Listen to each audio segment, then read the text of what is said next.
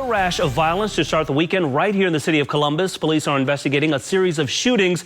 In one of those cases, a kid, an innocent victim, hit in the crossfire. Bree Buckley is following that story for us tonight. And Bree, a lot of concern across the city about this continued violence. Happening at this hour, the search continues for the suspects who violently robbed a woman on the OSU campus. That victim was attacked outside of a child care center. At this hour, investigators are gathering clues and working to make an arrest. All right, thanks a lot, Jim. And of course, before the rain came in, the weather was perfect for this morning's Race for the Cure. After 2 years, the event was finally back in person. Thousands coming out to fight cancer. Miles Harris has the full story. All right, caught on camera. Please stop what you're doing. You got to see this video. A 7-year-old Middletown boy's joyride in his father's car. And get this, he somehow got the keys off the high hook on the wall and took off in the family SUV Thursday morning. All right, look at this. In this dash cam video here, you can actually see the boy driving the wrong way down a grassy shoulder at 8:30 in the morning, right in the middle of rush hour. Cars swerving there to avoid him. At one point, a man tries to break the window, and you can hear the boy's response. Developing this weekend, we're getting a first-hand look at the Columbus Police Department's updated body cam system. The equipment is expected to help officers better do their jobs and also remain accountable to the community. It was a big day on OSU's campus. More than 12,000 students getting their diplomas. But the celebration comes as many in the community are remembering 2 students who died this week. It was breaking news last week when they died from an OD. Investigators believe the pills they took were laced with fentanyl. Bree Buckley has more on how those students are being remembered tonight. A lot of families were happy to hear from the head of Intel this afternoon. He talked about the company's plans to build 2 plants in Licking County. He told students this $20 billion investment will bring much needed jobs to the area. A military veteran in Johnstown telling us that he's about to get kicked out of his home because Intel is coming to town, and he's not the only one. Folks living at a property not far from the site of the new plant are being told they have to go, and it's causing some real concern. Lisa Rontola looking deeper into that issue tonight. Following the protests in the summer of 2020 in cities across the country and right here in Columbus, there was a renewed push for a better connection with the community and a focus on departments recruiting within the communities that they serve. The impact of that effort could help to change lives and communities. So you grew up in this neighborhood? Yeah, 3 blocks that way. Sergeant James Fuqua is well known across the city of Columbus as a spokesperson for the Columbus Police Department. It absolutely means a lot to me anytime I come down to the neighborhood. We decided to get out of uniform, out of shirt and tie, and just walk the streets. Fuqua, born and raised in this South Columbus neighborhood. This is home to me, and a lot has changed in this neighborhood, and they're trying to make it change for the better. One of those beacons of hope in this community, Family Missionary Baptist Church. That's where we met to talk. Fuqua telling us his story. And I'm a walking miracle, and I'm a statistical miracle that I made it out. His father committed suicide when he was 12. Raised by a single mom, he was once one of those kids running the streets, getting into trouble. And a lot of it was the neighborhood and the environment, you know, being shot at, being stabbed and robbed at gunpoint, all separate incidents before I was 16, really could have broken my spirit. But it didn't. Pushed in the right direction by older guys in the neighborhood, he eventually got on the right track. Instead of causing problems in the neighborhood, he wanted to make a difference. Now, a positive light in this Southside community. If I can make it out of my situation, they can make it out of theirs. Because I know what it's like as that young child to think that there's no way out, and the only thing I can do is to sell drugs or to steal cars or commit violent crimes to get by, and I know that's absolutely false. It's those potential officers from the community the department is looking to attract. When people see you investing in them, see, that means you care about them. And when they see you care about them, then when they have problems or whatever the situation is, they're going to be open and honest and be willing to share with you.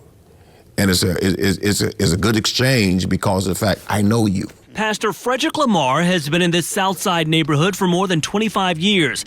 He believes if more officers actually come from city neighborhoods they serve, it would help to better open the lines of communication, allowing officers to better connect with the community and help to address issues of crime. If I only see you when I'm doing something wrong, or you only get on me when I'm doing something wrong, you don't praise me when I'm doing something good, I can't see you that time, then it kind of severs a relationship. And I think that's the challenge of when police only show up when I'm doing something wrong, then it creates a problem. I didn't see any officers that ever looked like me growing up. I didn't even meet a black officer until I was 21 years old. I just never met them, didn't see them ever. And it just made me motivated to go out and do the job because I know I could do a very good job, and I wanted the representation out in the community that I grew up in for me to come back and people to see not only did someone from the South Side make it, but someone who looks like them made it, and they could feel comfortable coming to the police. For his part, Fuqua is focused on bettering his neighborhood and showing the community officers are here for them. Community leaders are glad to see the effort to have more representation on the force. They believe eventually it will help to bridge the divide with some communities and the police, in the long run benefiting the entire city. Rodney Dunigan reporting. He sat down with Tamala Payne and her attorney to get reaction to this latest move as the family says they're left to deal with yet another blow. They don't care. That's how I feel. They don't care. They don't care what the family's going through. They don't care about the pain that is caused. They don't care about the stress. They don't care about the trauma.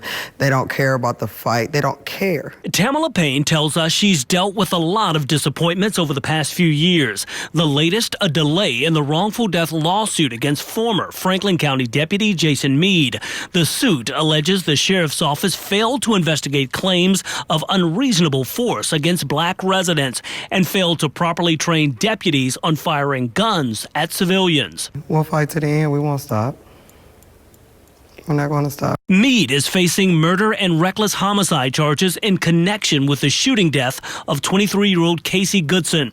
Goodson was shot back in 2020 as he was going into his grandmother's home. There's trauma. I mean, the family's going through therapy. We couldn't imagine what they deal with on a day-to-day basis, and it's frustrating. Meade's attorneys push for the civil rights lawsuit to be pushed back until after the criminal case, arguing defending both cases would put him in a no-win situation.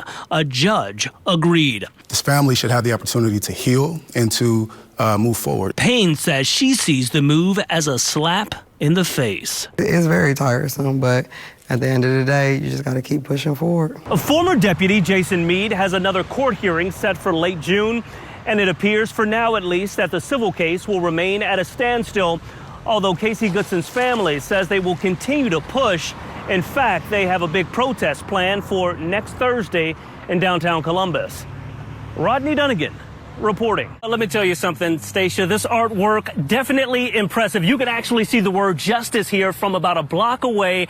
And let me show you one of the more interesting things. If you look closely at each letter here, it actually outlines a very important issue. Here you have gender, labor, LGBTQ+. And of course, the makers of this artwork say they really want to send a very important message to people across the entire city.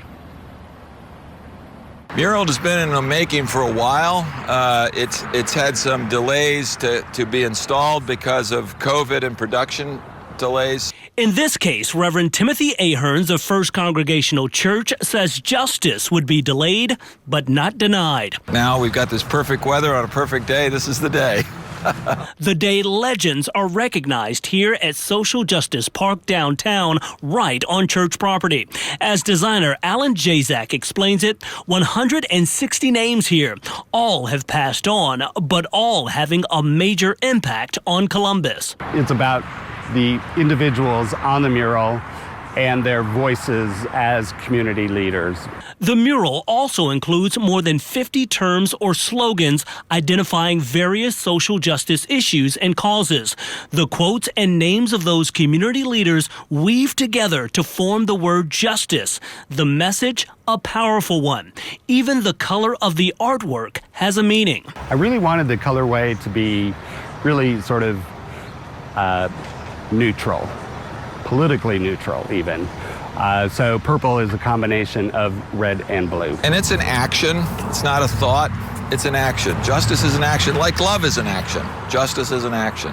Reverend Ahearn says the park is open to all across the city. His hope is that visitors learn something, not only about the names here, but about themselves, and strive to make a difference in their communities. I want them to come and take time to really soak in what is in here.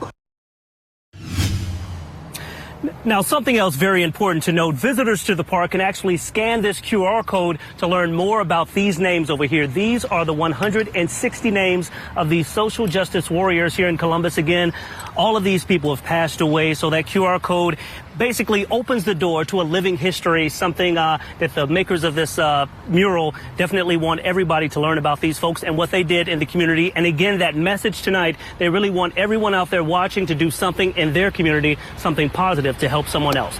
For now, reporting live downtown, Rodney Dunigan, ABC 6 News.